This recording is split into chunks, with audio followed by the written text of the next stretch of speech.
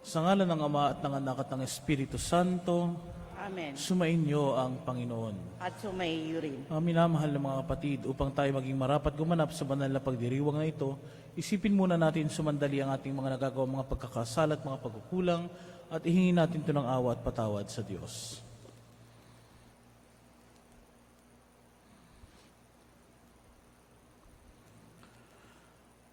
Sinugong tagapagpagaling sa mga nagsisisi, Panginoon, kaawaan mo kami.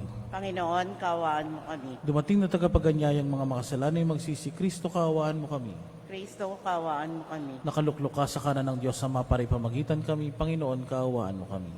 Panginoon, kaawaan mo kami. Kaawaan tayo ng makapangyarihang Diyos, patawarin tayo sa ating mga kasalanan, at patnubayan tayo sa buhay na walang hanggan. Amen. Manalangin tayo. Ama naming makapangyarihan, loobin mong lubos naming gawin ang paghihintay sa pagdating ng iyong anak. Mangyari nawa ang kanyang itinuro bilang tagapagligtas kapag siya'y aming sinalubong ng may ilawang nagdiringas. Sa pamagitan niya kasama ng Espiritu Santo, magpasawalang hanggan. Amen. Ang lahat po ay magsiupo.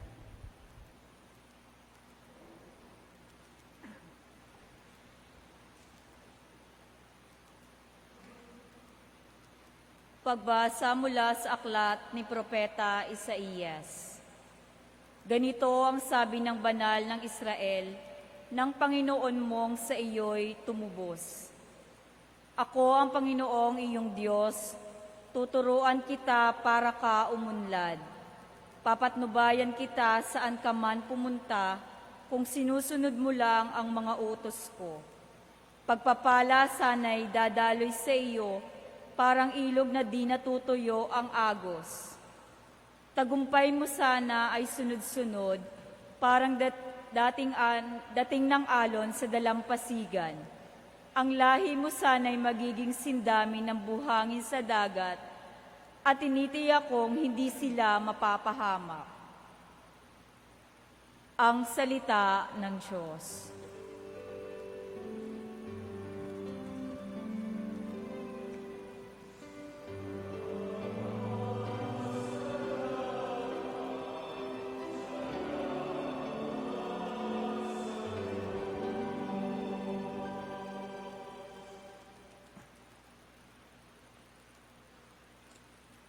Ang sumusunod sa Diyos ay sa liwanag nahahantong. Ang sumusunod sa poon ay sa liwanag hahantong. Mapalad ang taong hindi naaakit niyong nagmasasama, upang sundan niya ang kanilang payot maling halimbawa. Kundi sumasama sa sino mang taong ang laging adhikay, pagtawanan lamang at hamak-hamakin ang Diyos na dakila. Ang sumusunod sa poon ay sa liwanag hahantong. Nagagalak siyang laging magsaliksik ng banal na aral. Ang utos ng poon, siyang binubuhay sa gabi at araw. Ang sumusunod sa poon ay sa liwanag hahantong. Ang katulad niya ay isang punong kahoy sa tabing batisan. Sariwa ang dahot, laging namumunga sa kapanahunan, at anumang gawin ay nakatitiyak na magtatagumpay. Ang sumusunod sa poon ay sa liwanag hahantong. Ngunit ibang-iba ang masamang tao, ipa ang kawangis. Siya'y natatangay, di napapadpad kung hangay umihip.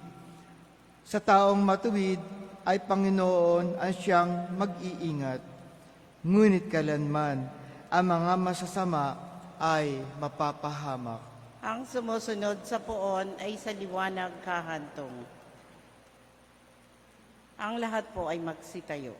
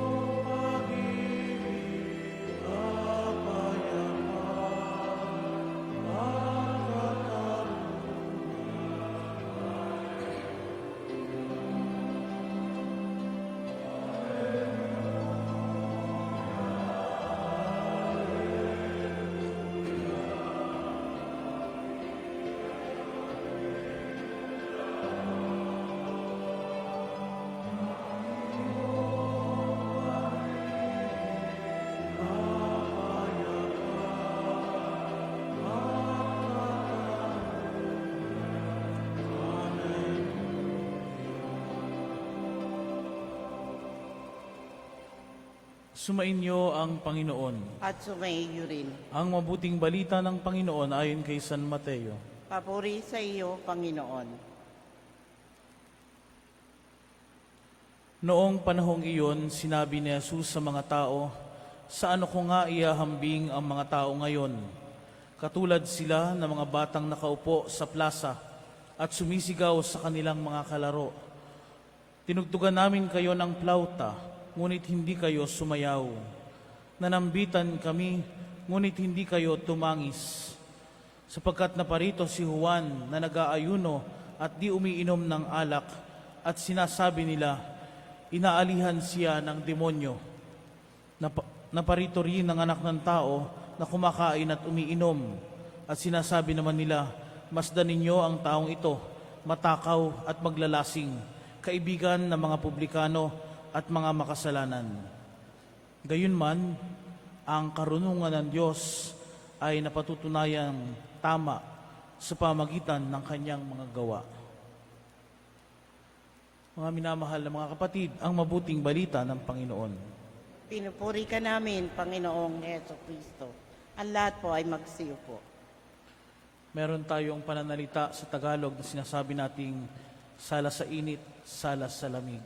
Kapag ang isang tao ay mali ang ginagawa, hindi katugma ng sa panahon, kumbaga ay may kasiyahan pero malungkot naman, kung kailan naghahapis, kung kailan nagluluksa, saka naman masayang-masaya. Yun yung mga sala sa init, sala sa lamig. At sa ating pananampalataya, tinitingnan natin ang ating mood, ang ating dapat na maging damdamin sa pamagitan ng mga panahon sa ating simbahan. Kaya nga ngayon ay panahon ng Adbyento at panahon ng paghahanda, panahon na dapat tayo ay patuloy na nagsisisi sa ating mga kasalanan. Pero dahil nga minsan tayo ay sala sa init, sala sa lamig, kung kailan tayo dapat pinaghahanda, doon tayo lalong nagiging hindi handa. Doon tayo natin lalong inilalagay yung ating sarili sa kasalanan. Kung kailan dapat malapit na ang Kapaskuhan, doon pa tayo lalong nagkakawatak-watak. Gayong ang binibigay sa atin ng ating Panginoong Hesus ay pagkakaisa, pagmamahalan, pero lalo pa tayong nagkakagalit, nagkaaway-away. Kaya nga nagiging tayong sala sa init, sala sa lamig. Kaya nga dinirinig natin kung ano ang inihingi sa atin ng panahon. Ano ang panahon ngayon? Araw-araw patuloy tayong hinihikayat ng ating Panginoon na magsisi, magbagong buhay. Hindi sana dumating ang panahon na kung kailan mamamatay saka pa magsisisi.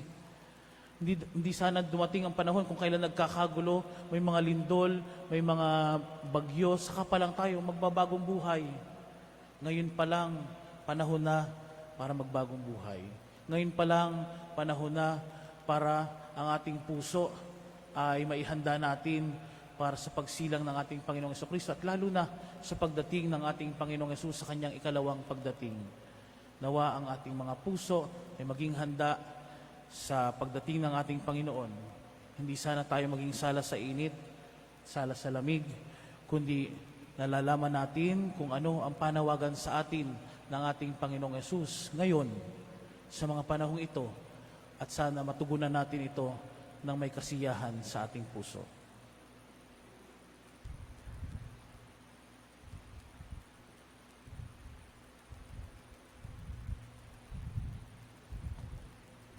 Ang lahat po ay magsitayo.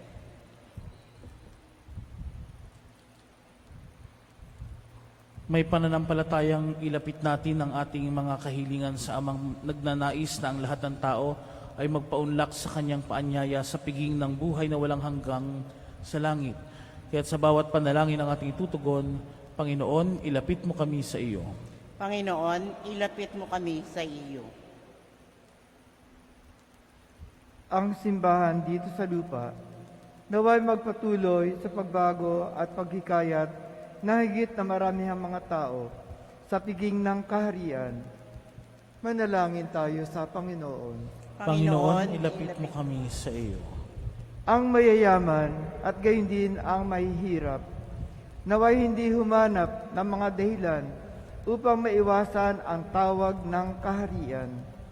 Manalangin tayo sa Panginoon. Panginoon, ilapit mo kami sa iyo.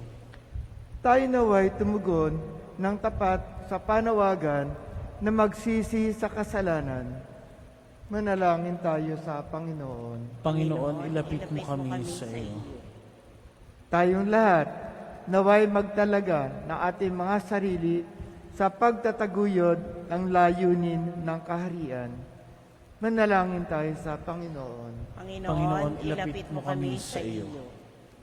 Ang mga yumao, naway mamuhay sa tahanan ng Panginoon at magdiwang sa piging ng buhay na walang hanggan. Manalangin tayo sa Panginoon. Panginoon, ilapit mo kami sa iyo. At sa saglit na katahimikan, ating itasa sa Diyos ang ating mga personal na kahilingan at intensyon.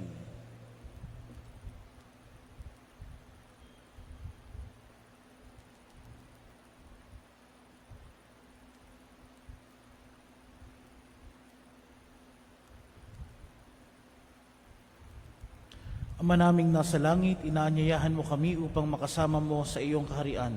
Sa aming panalangin para sa aming kapwa, tulungan mo kaming maisama sila sa piging na inihanda ng iyong anak na si Jesucristo, ang aming Panginoon. Amen. Ang lahat po ay magsiupo.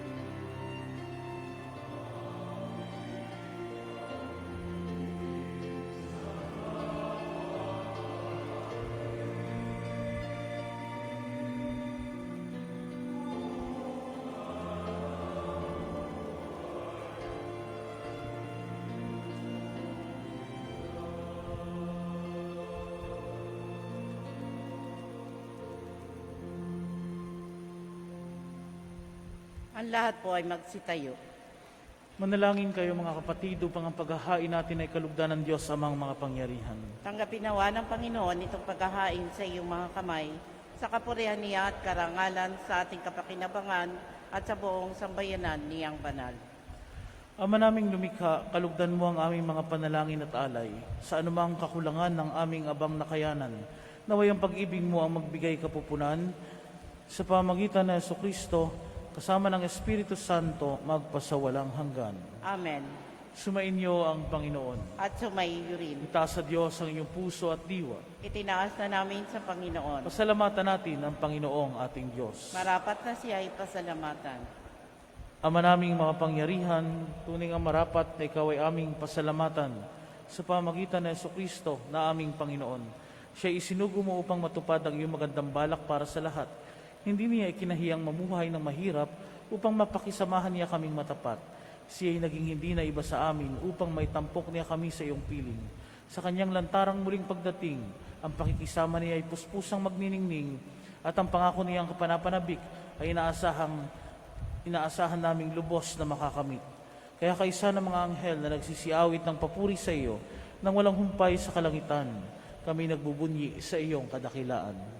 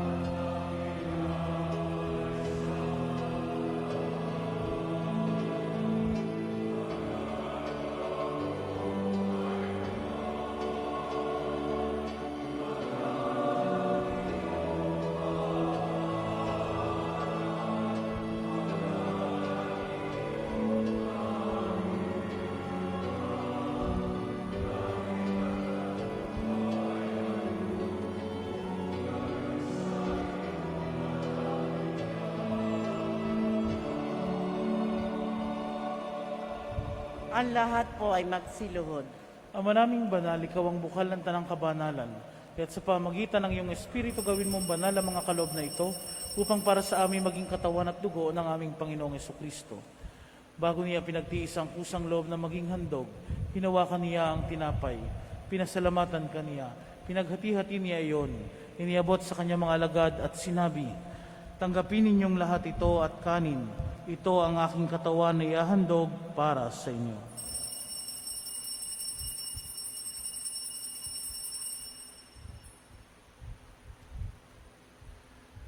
Gayon din naman nung matapos ang hapunan, hinawakan niya ang kalis. Muli kanyang pinasalamatan.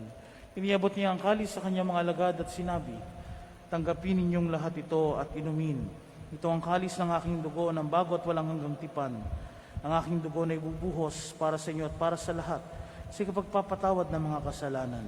Gawin ninyo ito sa pag-alala sa akin."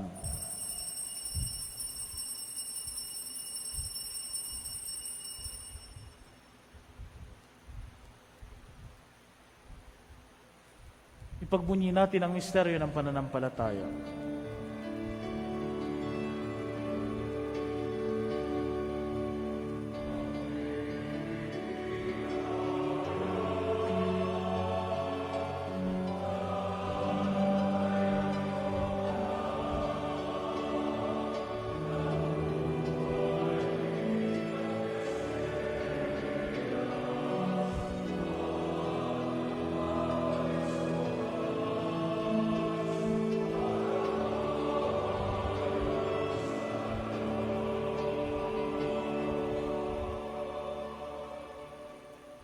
Ama, ginagawa namin ngayon ang pag-alala sa pagkamatay at muling pagkabuhay ng iyong anak.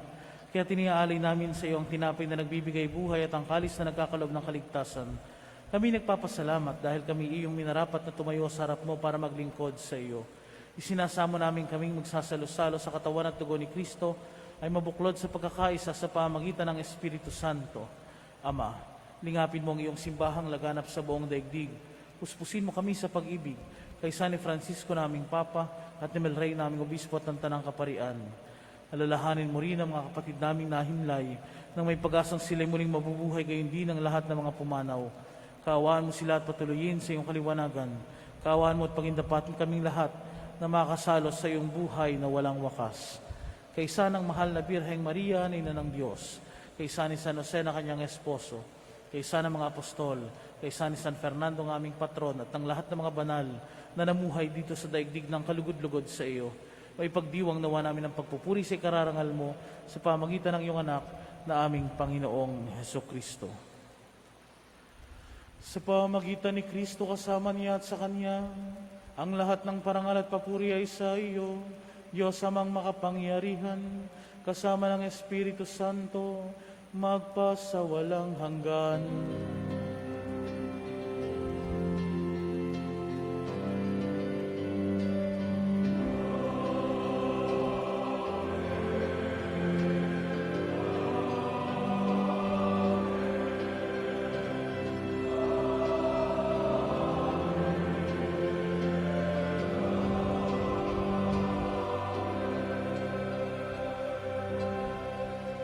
Ang lahat po ay magsitayo. Sa tagubilin ng mga nakagagaling na utos sa turo ni Jesus na Panginoon natin at Diyos, ipahayag natin ang lakas loob.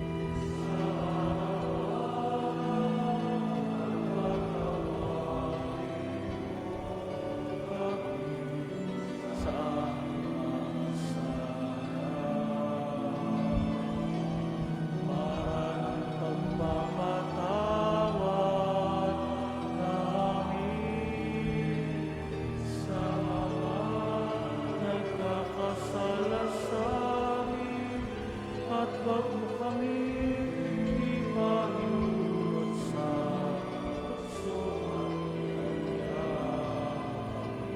sa lahat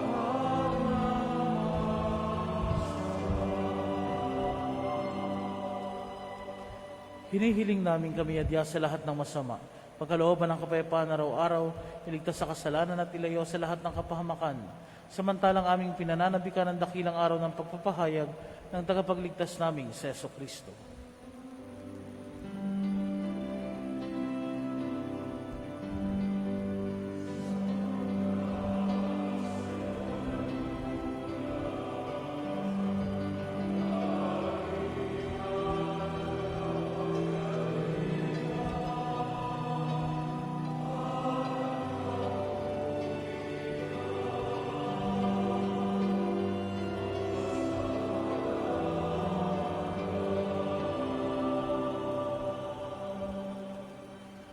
Panginoong Jesucristo, sinabi mo sa iyong mga apostol, kapayapaan ang iniiwan ko sa inyo.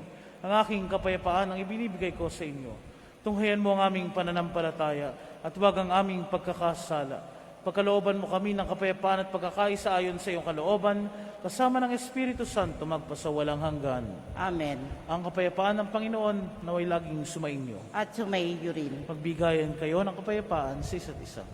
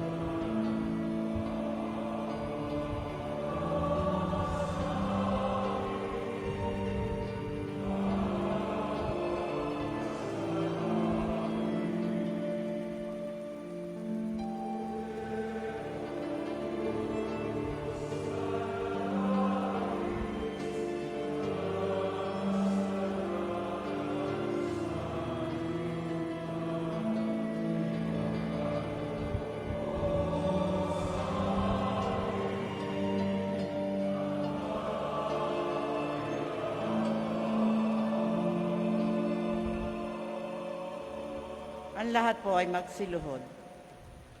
Ito ang kordero ng Diyos. Ito ang nag-aalis ng mga kasalanan ng sanlibutan. Mapapalad ang mga inanyayahan sa kanyang piging. Panginoon, hindi ako karapat-dapat na magpatuloy sa iyo. Ngunit sa isang salita mo lamang ay gagaling na ako.